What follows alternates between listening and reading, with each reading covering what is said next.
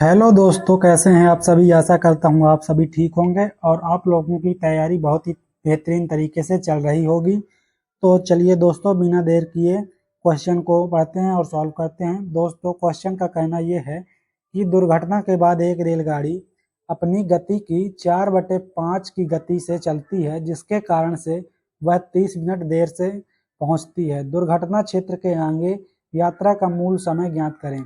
ठीक है, तो चलिए इस प्रश्न को सॉल्व करते हैं। दोस्तों, यहाँ पर दी है कि रेल की जो गति है दुर्घटना के बाद कितनी हो जाती है दोस्तों, 4/5 हो जाती है। कितनी हो जाती है दोस्तों, 4/5 हो जाती है।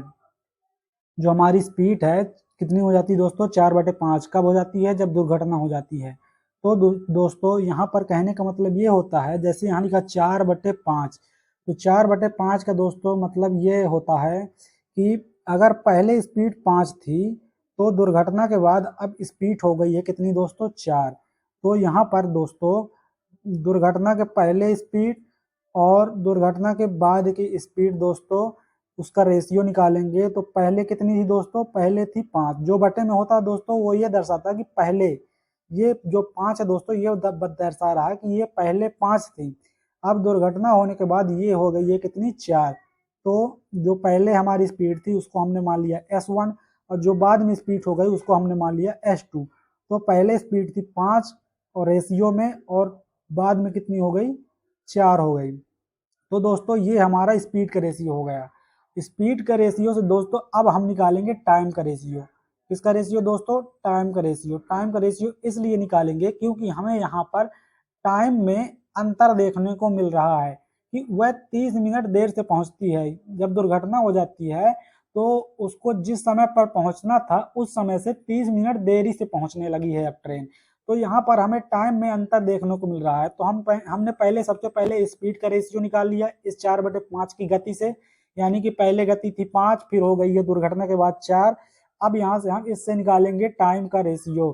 तो टाइम का रेशियो क्या हो जाएगा दोस्तों, टाइम का रेशियो स्पीड का रेशियो का उल्टा हो जाएगा। स्पीड का रेशियो था 5:4, तो टाइम का रेशियो क्या हो जाएगा दोस्तों, 4:5 हो जाएगा। कितना हो जाएगा दोस्तों, 4:5 हो जाएगा। ठीक है, अब यहाँ से देख पा रहे हैं दोस्तों आप कि पहले 4 लग रहा था टाइम, 4 यूनिट, अब लग रहा है 5 यूनिट, यानी कि दोस्तों कितना अधिक समय लग रहा है उसको, 1 अधिक लग रहा है। यानी कि अब टाइम में अंतर कितने का देखने को मिल रहा है, 1 यूनिट का।